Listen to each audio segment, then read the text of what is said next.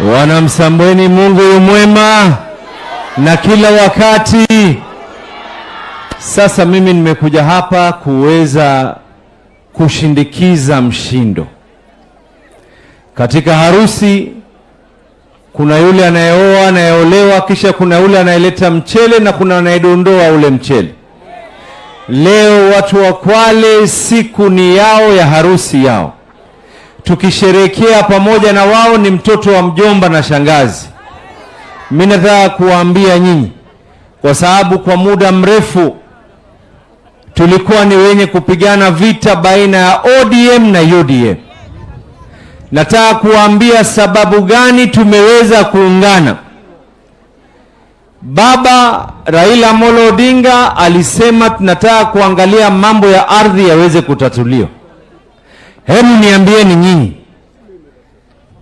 kuna baya lipi serikali ya William Samoei Ruto iwaite wale wenye ardhi katika karatasi, iwaambie nyinyi ardhi yenu iko katika karatasi, wenyewe wenye ardhi ni wale walozikwa katika ardhi zile na ambao kwamba wenye kuishi katika ardhi zile.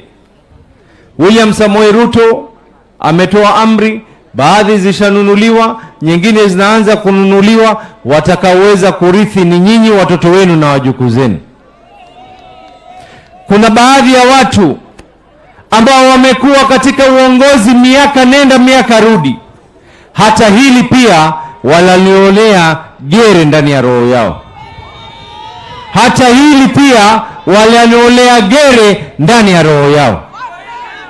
Mimi niwaulize nyinyi watu wa Kwale, hapa katika hii soko, wengi wenye kufanya biashara katika soko ni akina mama, dada zetu, mama zetu, bibi zetu, shemegi zetu.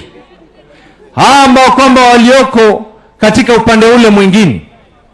La kwanza, la pili ni kukosa heshima kwa akina mama zetu.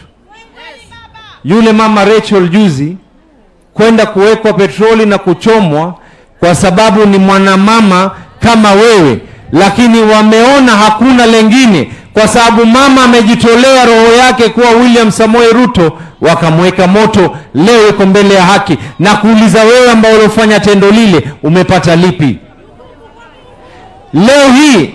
Na kuna wengine ambao tulikuwa nao wameanza kushika zile tabia za upande ule. Gladys Wanga, kwa vile tumekubaliana kufanya kazi na William Samoei Ruto, matusi juu ya matusi juu ya matusi juu ya matusi. Hata hawa vijana wadogo wadogo hii Kenya, tunaona mambo ya jinsia, kina mama kuweza kuchapwa na kina mama kuweza kuuliwa.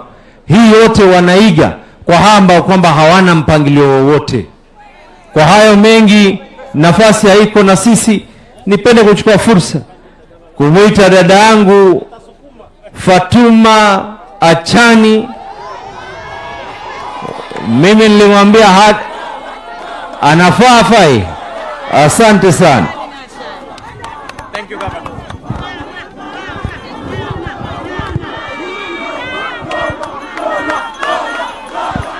Msambweni hoye!